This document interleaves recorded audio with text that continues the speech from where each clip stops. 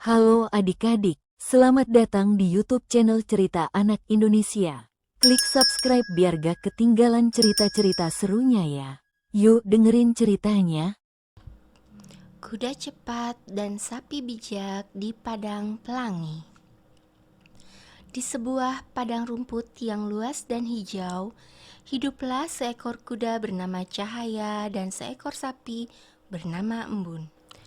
Padang itu dikenal sebagai padang pelangi karena setiap pagi embun yang jatuh di rerumputan akan memantulkan warna-warni indah seperti pelangi kecil. Cahaya adalah kuda yang sangat cepat. Ia suka berlari ke sana kemari tanpa henti. Angin seolah menjadi sahabatnya. Semua hewan di padang kagum dengan kecepatannya. Hihihi, lihatlah aku. Seru Cahaya sambil berlari kencang. Hihihi, tidak ada yang bisa mengalahkanku. Sementara itu, Embun adalah sapi yang tenang dan bijaksana. Dia lebih suka berjalan perlahan, menikmati udara pagi, dan mengunyah rumput dengan santai. Suatu hari, Cahaya mendekati Embun yang sedang beristirahat di bawah pohon besar. Hihihi, Embun, kenapa kamu selalu berjalan pelan? Hidup ini harus cepat supaya kita bisa melihat banyak hal. Hihihi. Seru Cahaya dengan penuh semangat. Embun pun tersenyum lembut. Cahaya cepat itu tidak selalu berarti lebih baik. Kadang dengan pelan kita bisa melihat hal yang tidak terlihat oleh yang terburu-buru. Cahaya tertawa kecil. Hihihi, aku tidak percaya.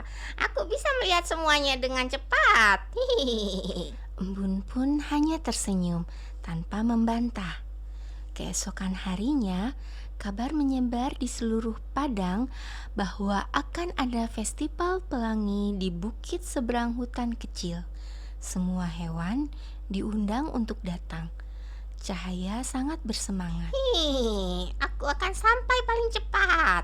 Aku pasti bisa jadi yang pertama, Katanya. Embun pun ingin ikut, tetapi tidak terburu-buru. Aku akan berangkat lebih awal supaya bisa sampai dengan tenang. Ujarnya. Pagi itu, Cahaya langsung berlari secepat angin. Ia melesat melewati bunga-bunga, melompati batu, dan bahkan membuat burung-burung terkejut karena kecepatannya. Aku pasti sudah hampir sampai. Katanya dengan percaya diri. Namun, karena terlalu cepat, Cahaya tidak memperhatikan jalan. Ia tidak melihat ada percabangan kecil di tengah hutan. Tanpa sadar, ia mengambil jalan yang salah. Di sisi lain, Embun berjalan perlahan. Ia memperhatikan setiap langkahnya. Saat tiba di percabangan, ia berhenti. Sepertinya aku memilih jalan yang benar. Katanya. Ia melihat jejak-jejak kaki hewan lain dan memperhatikan arah matahari. Dengan hati-hati, ia memilih jalan yang tepat. Di tengah perjalanan, Embun melihat seekor kelinci kecil yang terjebak di semak berduri. Tolong aku. Kata kelinci itu pelan. Embun segera mendekat. Tenang, aku akan membantu. Dengan sabar, Embun menggunakan tubuhnya untuk mendorong ranting-ranting berduri hingga terbuka. Kelinci itu akhirnya bisa keluar. Terima kasih, Embun. Aku hampir tidak bisa keluar. Kata kelinci itu dengan lega. Tidak apa-apa, hati-hati di jalan ya. Jawab Embun sambil tersenyum. Embun lalu melanjutkan perjalanan dengan langkah yang sama tenangnya. Sementara itu, Cahaya mulai merasa bingung. Kenapa aku belum sampai-sampai juga? Katanya. Ia melihat ke sekeliling, pohon-pohon tampak asing. Tidak ada tanda-tanda festival. Aku tersesat. Cahaya mulai panik. Ia berlari ke sana kemari, tetapi semakin ia berlari, semakin ia tidak tahu arah. Akhirnya, ia berhenti. Nafasnya terengah-engah. Aku terlalu cepat. Aku tidak memperhatikan jalan. Katanya pelan. Cahaya mulai merasa sedih. Tak lama kemudian, embun tiba di tempat festival.